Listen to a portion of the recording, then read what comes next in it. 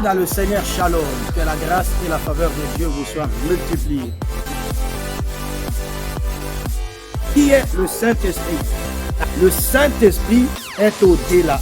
Il lui arrive de fois de prendre certaines métaphores, mais le métaphore ne peut pas décrire ce que c'est le Saint-Esprit. Le Dieu de mon appel, le Dieu de ma vocation, celui qui m'a établi pour établir le prince, le princesse, le reine dans leur trône.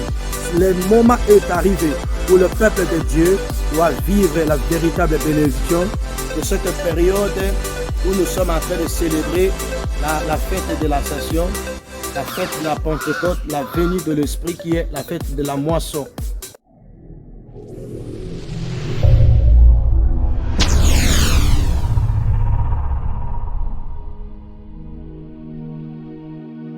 Bien-aimés frères et sœurs, Shalom, nous avons notre séminaire de cette période où nous sommes en train de célébrer la fête de l'Ascension, la fête de la Pentecôte, la venue de l'Esprit qui est la fête de la moisson. Et nous avons intitulé les 4 niveaux, les 4 dimensions de l'Esprit dans la vie d'un chrétien. Et là, il y a un problème, il y a plusieurs questions, questions qui me sont revenues de gauche à droite et j'aimerais d'abord épingler les 4 niveaux. Premièrement, nous avons ce que nous appelons l'Esprit en nous. C'est la première dimension. Dès l'instant où vous donnez votre vie à Jésus et vous acceptez le Seigneur comme votre Seigneur et Sauveur, le Saint-Esprit vient en vous. C'est ce qu'on appelle la plénitude. C'est la première dimension.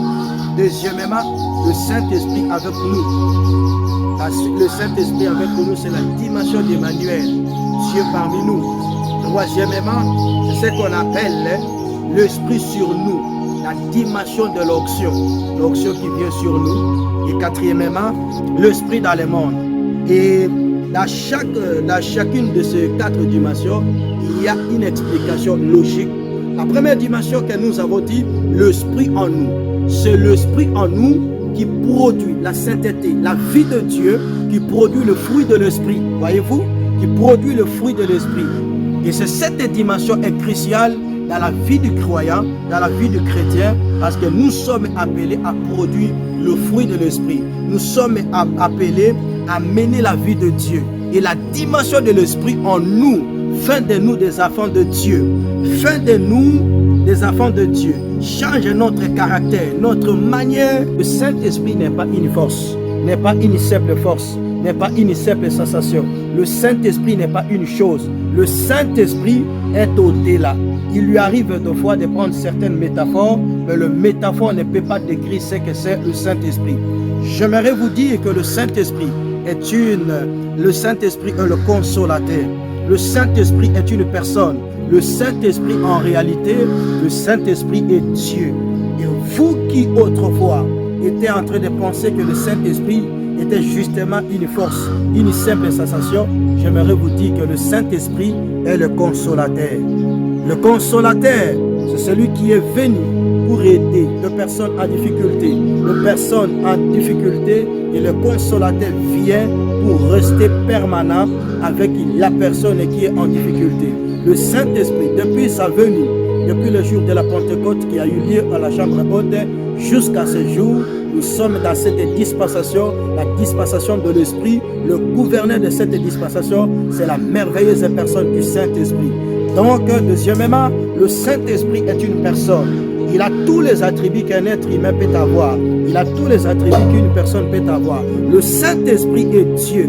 Il accomplit les activités, les activités que seul Dieu peut accomplir. Nous avons notre séminaire de cette période où nous sommes en train de célébrer la fête de l'Ascension, la fête de la Pentecôte, la venue de l'Esprit qui est la fête de la moisson. Et nous avons intitulé les 4 niveaux, les 4 dimensions de l'Esprit dans la vie d'un chrétien. Et là, il y a un problème, il y a plusieurs questions qui me sont revenues de gauche à droite. Et j'aimerais d'abord épingler les 4 niveaux. Le Dieu de mon appel, le Dieu de ma vocation, celui qui m'a établi pour établir le prince, le princesse, le reine dans leur trône. Le moment est arrivé où le peuple de Dieu doit vivre la véritable bénédiction